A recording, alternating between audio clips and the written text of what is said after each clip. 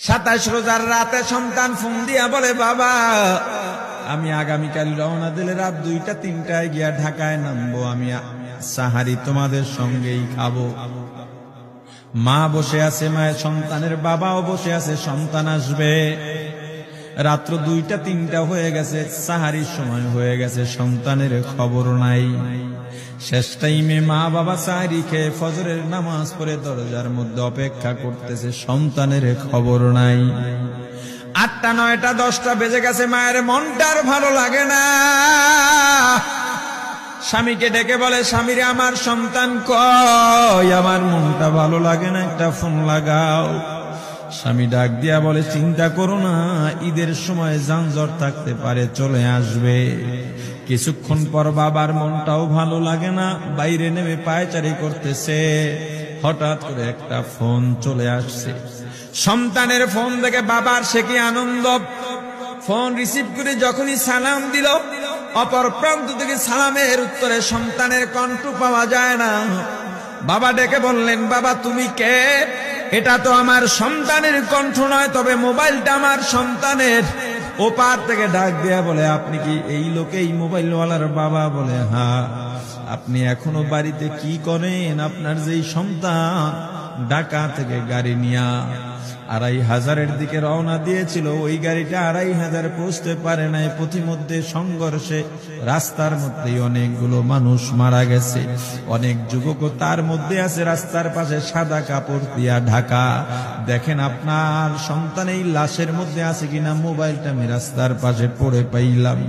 বাবা পাগলের মতো একটা দৌড় দিছে। মা মনে করছে সন্তান বুঝি কাছাকাছি চলে আসছে।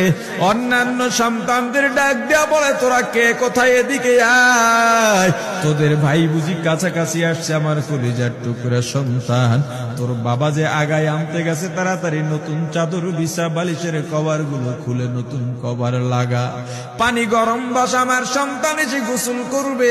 আহারে সবাই ফুলের মেলা, ফুলের তোড়া নিয়ে অপেক্ষা করতেছে। 4টা বছর কলিজার টুকরা বাড়িতে নাই, বিদেশ থেকে আসবে।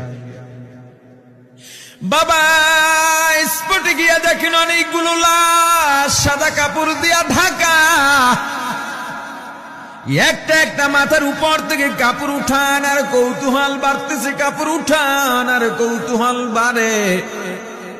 হঠাৎ তাকায় দেখে কলিজার টুকরা সন্তান লাশের মিছিলে শামিল হয়ে গেছে।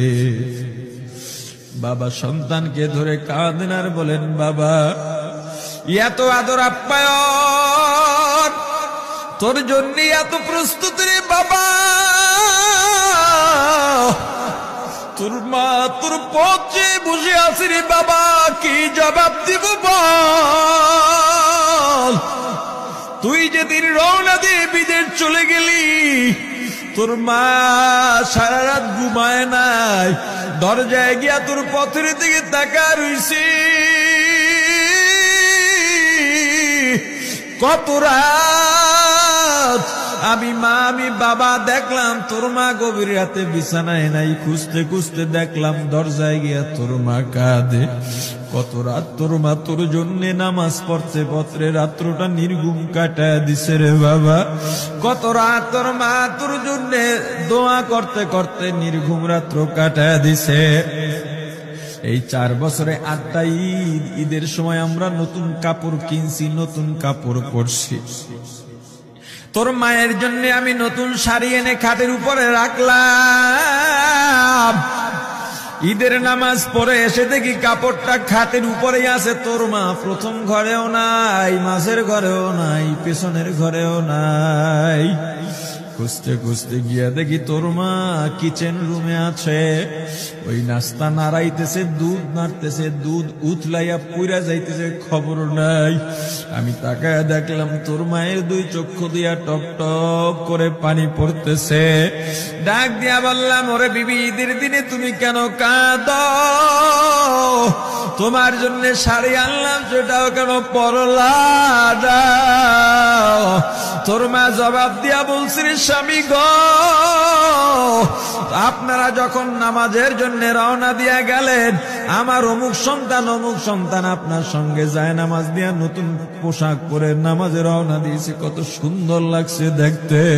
হঠাৎ করে তাকায় দেখলাম আমার কলিজের একটা মানিক আপনাদের সাথে নাই। আমার মনটা আর ভালো লাগে না। আমি ফোন দিলাম আমার মানিকের কাছে। ফোন রিসিভ করে বলে, মা নাস্তা বানাইছি, খাইছি, এখনো ছুটিতে আছি, আনন্দ করতেছি, ঘোরাফেরা করতেছি, কিন্তু আমি মায়ের মন।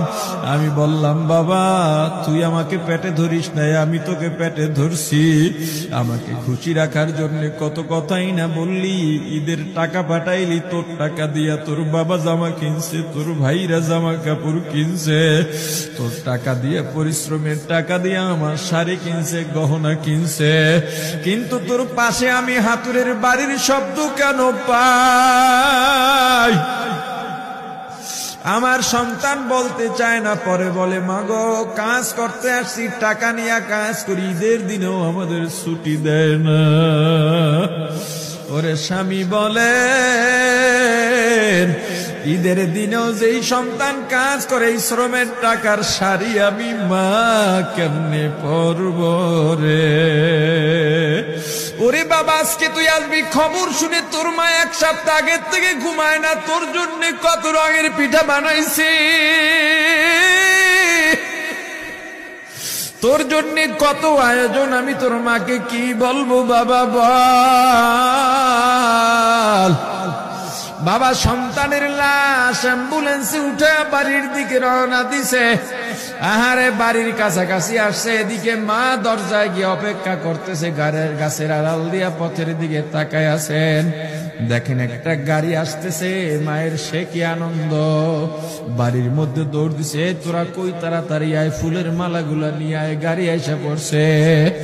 বাড়ির দরজা দিয়ে যখন অ্যাম্বুলেন্সের হরেন দিয়া ঢুকতেছে, হুইসেল দিয়া ঢুকতেছে, মা একটা চিৎকার দিছে, ওরে এই মরণ গাড়ি আবার বাড়ি কেন, কার কপাল পুরুষে?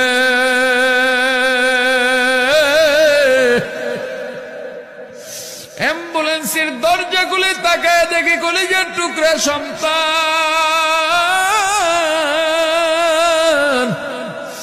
এমন ঘুমাইছে, আর জীবনেও উঠবে না। মা কাঁদেন আর বলেন, ওরে বাবা এটা তোর বিছানা নয়, নতুন চাদর বিছাইছি।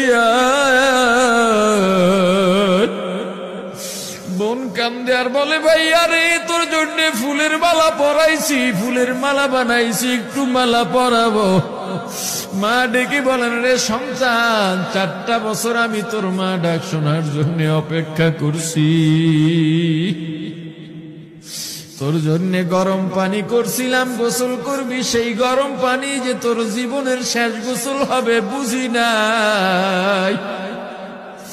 ওরে পর্দালের মাগো, আর কোন ভাষায় বুঝাইলে বুঝবারে মা, দুনিয়ার জীবনটা ক্ষণস্থায়ী, এই দুনিয়ায় নাফরমানি করা যাবে না, এই দুনিয়ায় নাফরমানি করা যাবে না, অহংকার দেখাবার কিচ্ছু নাই, এই দুনিয়া ছেড়ে যাওয়া লাগবে। আল্লাহ এত দয়া করছেন, মায়া করছেন, ওই আল্লাহর সঙ্গে নাফরমানি করো না রে ভাই, ওই আল্লাহর নেয়ামতের অশুকরিয়া করো না, আল্লাহর নেয়ামতের শুকরিয়া আদায় করো, দুনিয়ার সব মোহ ত্যাগ করো, দলের মায়া ত্যাগ করো, দুনিয়ার মায়া ত্যাগ করো।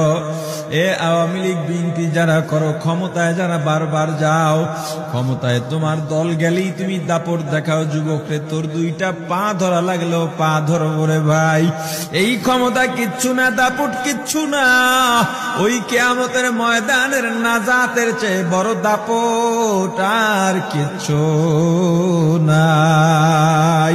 আল্লাহ রক্ত দিছেন, আল্লাহ জীবন দিছেন, আল্লাহর এই রক্ত আর জীবন দুনিয়ার কুফরি পুঁজিবাদী কুফরি গণতন্ত্রের জন্য দিস না, এই রক্ত আল্লাহর জন্য রাখ, এই জীবন আল্লাহর জন্য রাখ। আমার রাসূলের সুন্নাত দিয়া নিজেকে মোড়াইয়া নে, নিজের জীবনটা গড়াইয়া নে, ওই পরকাল হবে তোমার আমার জন্য মহা শান্তির জায়গা।